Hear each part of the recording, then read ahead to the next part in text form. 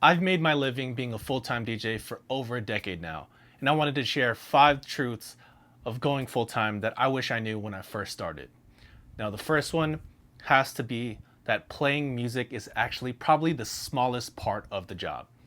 Yes, DJing, playing music for crowds, that's the name of the job, but in the grand scheme of things, DJs spend so much more time looking and digging for music, organizing that music, preparing that music with cue points, beat grids, etc. In comparison to actually playing music in front of crowds, it's such a small percentage of what I actually do on a day to day basis. Between all the preparation and all the practice, playing the actual music for crowds is just kind of like the treat or, the what you look forward to at the end of all the preparation and practice. And when I first started, I thought that would be the majority of the job, but turns out all the prep work is really the real job, and playing the music is just a reward. Second is no matter how popular you think you are or how many friends you have, don't expect them to support you at least all the time. Yes, when you first start gigging, your friends will be really excited to come out and support you at your gigs, but the longer you do this, the more those numbers kind of dwindle off and that crowd gets smaller. And although that can seem kind of like shady or you can feel a way about it, you really can't expect your friends to come out to all of your gigs. If you look at it in a different way, it's like you showing up to your friend's job every single day. Just doesn't make sense. And even though it's a party, you can't expect them to spend every weekend or every time you come out to play, with you, supporting you all the time. Now, will they still come out every once in a while? Sure. And honestly, you need to appreciate that they're taking time out of their schedule. Everybody is busy. Everybody gets busier the older they get and, the more responsibilities they have. And appreciating and showing that appreciation to your friends every single time they come out is probably the best way to have them continue to come out in the future. And on that note, number 3, DJing can really be lonely, especially if you're gigging multiple times a week, especially if you're traveling to gigs for work out of town. It can get really lonely. When I was traveling every week or every other week to go out of town for gigs, it was just me, traveling by myself. Number one, it's just more financially viable. Venues and bookers aren't paying for you and someone else to go on a vacation. It's a work trip, right? Number two, it's long nights. Just like I mentioned, you can't expect everybody to come out. And even if, say, you and your friends go out to eat after, you still have that ride home by yourself. Like I mentioned in the first point, all that preparation that you have to do for the gig, you're doing that by yourself.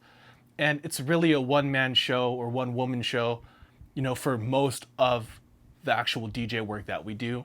And unlike other jobs where you have coworkers, you're kind of just stuck with yourself a lot of the times, and it can be really isolating and it can be really lonely, but it's just part of the job. Next, you have to realize that DJing is not some type of get rich or get famous quick scheme, right? This is a long road for most DJs out there, even just to find some level of success at all, or at least building up a repertoire of different venues and different places where you can play and you're playing consistently. That can be a very long road. It was a very long road for me. I started playing in very small bars and restaurants and nightclubs, maybe once a month, maybe twice a month, and slowly but surely built my network up and built up, enough gigs where I could do this full time and do this as my only job. Even before I jumped into this full time and doing this as my only source of income, there was years of working a 9 to 5 to pay my bills and doing this on the side because I loved it. When I first started playing gigs, I really didn't see this as a viable way of making my living. It was just something I did as a passion and something that I just loved doing. And, just getting paid for it was just money on top, right?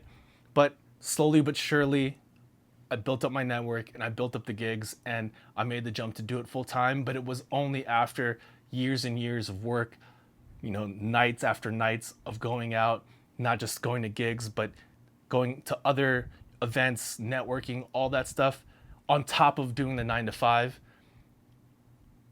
If you get into DJing just because you see, the biggest headliners at the festivals and all that stuff, and you want to get there and you think you're going to get there fast, you'll quickly be put in your place, and you'll quickly find out that this might be for you if you really don't have a passion for it. And finally, this profession can be really, really dangerous for people with addictive personalities. Right now in the DJ world, we live in an industry where a lot of our income is based on the sales of alcohol and liquor, and that's how the venues make their money, besides hard ticket sales, to pay for our salaries or, our rates or whatever you want to call it. And it's not unheard of for DJs to get free drinks, or for hosts to come up or guests to come up and want to buy you a drink. And it's so easy to fall into that trap of just rolling in that kind of addictive personality and just going deeper and deeper and making some really bad decisions, especially now in this age where you see maybe, alcohol sales are falling off, but recreational drugs are taking back off again like they have in the past, just cycles repeating. And one of the biggest things that kind of shocked me as I went into this full time was how many successful people that you run into that are casual recreational drug users. And it can make you think that, oh, maybe I could do this too. And yes, there are people that can do it, but there's a lot of people that can't do it, and it takes a hold of them. So if you're going to do this full time, be very aware of the substances that are around, of the addictions that are around, and make sure that if you want to do this long term, that you don't let them get a hold of you, and you stay focused on your path and wanting to be as successful as you can be in this industry. You have to keep those under control. And sorry, that's kind of a dark note to leave it on, but again, these are 5 things that I wish that other older DJs taught me or told me when I was first starting out. And I just wanted to share this with you guys. Question of the day: what things did you learn after doing this for a longer extended period of time that you didn't know at the beginning you wish you knew? Go ahead and leave that down in the comments below. I'd love to hear what you guys have to say. And as always, if you found this video useful, please be sure to give it a thumbs up. And shout out to all my patrons. If you're looking for one-on-one coaching in any way, be sure to check out my Patreon. I'll leave a link down in the description below. I will be dropping extra content for the patrons, so check out my Patreon page to see what I've added there. And of course, if you're looking for more DJ related content, click on one of the videos right here, and I'll catch you in the next one.